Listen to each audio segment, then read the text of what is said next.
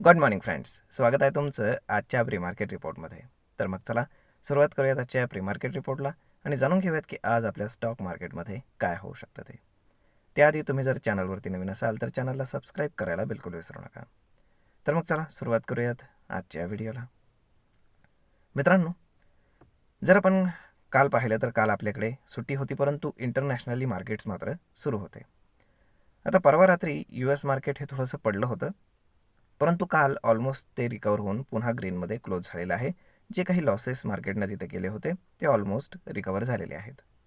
त्याच्यामागचं basically reason असं आहे की TSMC म्हणजेच जी तायवानची सगळ्यात मोठी सेमीकंडक्टर मॅन्युफॅक्चरिंग कंपनी आहे, तर त्यांनी रिझल्ट प्रोड्यूस केले की ज्याच्यामध्ये त्यांचा नेट प्रॉफिट 35% वरती आलेला आहे.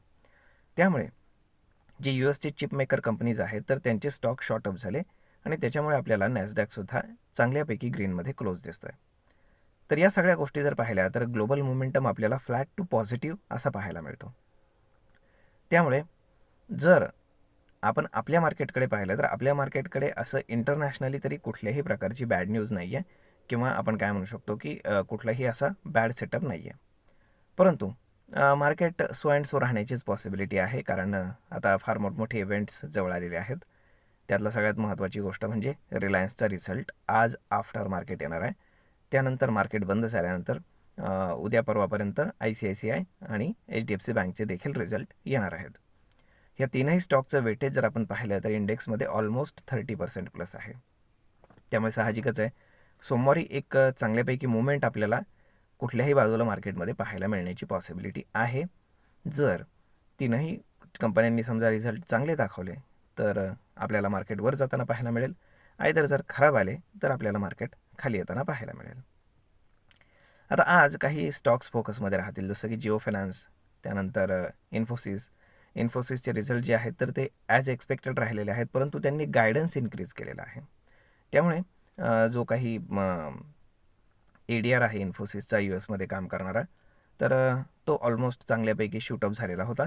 त्यामुळे पॉसिबिलिटी आहे की इथे IT स्टॉक्स चांगले करतील आणि त्यामुळे आज जर आपण पाहिलं तर इंडेक्स मॅनेज होईल, परंतु स्टॉक स्पेसिफिक ॲक्शन जी आहे तर ती सुरूच राहणार आहे. ज्याच्यामध्ये सिम्पल आहे, ज्या कंपन्यांचे रिझल्ट चांगले येतील तर ते स्टॉक शूटअप होतील, ज्यांचे रिझल्ट खराब येतील तर ते त्याच्यामध्ये आपल्याला डाऊनग्रेड होताना पाहायला मिळेल. तर अशा पद्धतीनं Q3 रिझल्ट सीझन हा सुरू झालेला आहे, ज्याच्यामध्ये TCSनं सुरुवात केलेली आहे. इन्फोसिसचाही रिझल्ट आलेला आहे आणि आता मेजर कंपन्यांमध्ये आज रिलायन्सचा येईल, त्यानंतर उद्या परवापर्यंत HDFC बँक आणि ICICIचा येऊन जाईल. जर आपण इंडिया US ट्रेड डीलबाबत पाहिलं तर तिथनं काही फार मोठी अपडेट आपल्याला सध्या तरी मिळत नाही आहे. परंतु युरोपियन युनियनसोबतची जी ट्रेड डील होती तर ती ऑफिशियली फायनल झालेली आहे, असं गव्हर्नमेंटकडनं अनाऊन्स करण्यात आलं आहे आणि ती ट्रेड डील 27 जानेवारीला आपल्याकडे त्याच्यावरती सिग्नेचर होणार आहे आणि तिकडले जे काही मोठमोठे म्हणजे EUचे जे काही लोक आहेत तर ते इकडे येणार आहेत आणि त्यानंतर इथे ती ट्रेड डील आपल्याकडे साईन होणार आहे.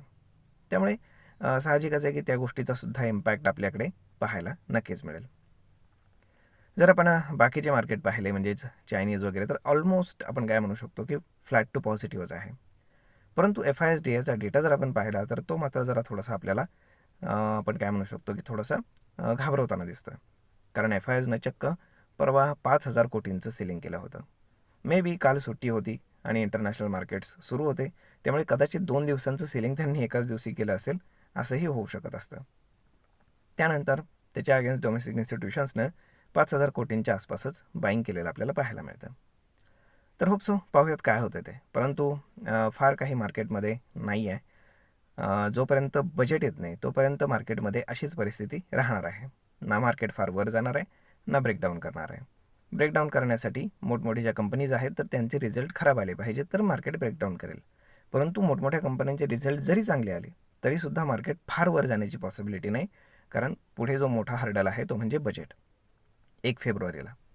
त्यामुळे 1 फेब्रुवारीला नक्की काय घडतं ते पाहणं सगळ्यात जास्त महत्त्वाचं आहे. त्या दिवशी स्टॉक मार्केटसाठी काही गुड न्यूज येणार का हे देखील पाहणं खूप जास्त गरजेचं आहे. आता फार काही दिवस राहिलेले नाहीत. ट्रेडिंग सेशनच्या हिशोबाने पाहिलं तर 10-1 ट्रेडिंग सेशन्स राहिलेले आहेत. त्यानंतर आपल्याला बजेट पाहायला मिळेल. तर होप सो पाहूयात सगळं काय कसं होतं ते. जर आपण ओपन इंटरेस्टच्या हिशोबाने कॅल्क्युलेशन केलं तर डाऊन साईडला 25,500 हा एक स्ट्रॉंग सपोर्ट आपल्याला पाहायला मिळतो. तर हार्डल 25,800 आणि 26,000 या दरम्यान आपल्याला पाहायला मिळतो. 26,000 ही अशी मॅग्नेटिक लेवल आहे की जी पार होणं सायकोलॉजिकली थोडंसं अवघड आहे, जोपर्यंत फार एखादा मेजर ट्रिगर पॉईंट आपल्याला मिळत नाही तोपर्यंत. आता जर आपण गिफ्ट निफ्टी पाहिलं तर गिफ्ट निफ्टी इंडिकेट करते की मार्केट ऑलमोस्ट फ्लॅट ओपन होईल. हार्डली 5 ते 10 पॉईंट आयदर गॅप अप किंवा गॅप डाऊन, ऑलमोस्ट फ्लॅट. त्यामुळे पाहूयात की मार्केट सुरू झाल्यानंतर मार्केटमध्ये कशा पद्धतीचं ॲक्शन आपल्याला पाहायला मिळते ते. होप सो सगळं काही व्यवस्थित व्हावं. तर मग मित्रांनो, हा व्हिडिओ, ही माहिती तुम्हाला कशी वाटली हे तुम्ही आम्हाला कमेंट करून नक्कीच सांगा. आणि जर आवडली असेल तर आपल्या जवळच्या मित्रमंडळींसोबत देखील हा व्हिडिओ तुम्ही शेअर करायला विसरू नका. धन्यवाद.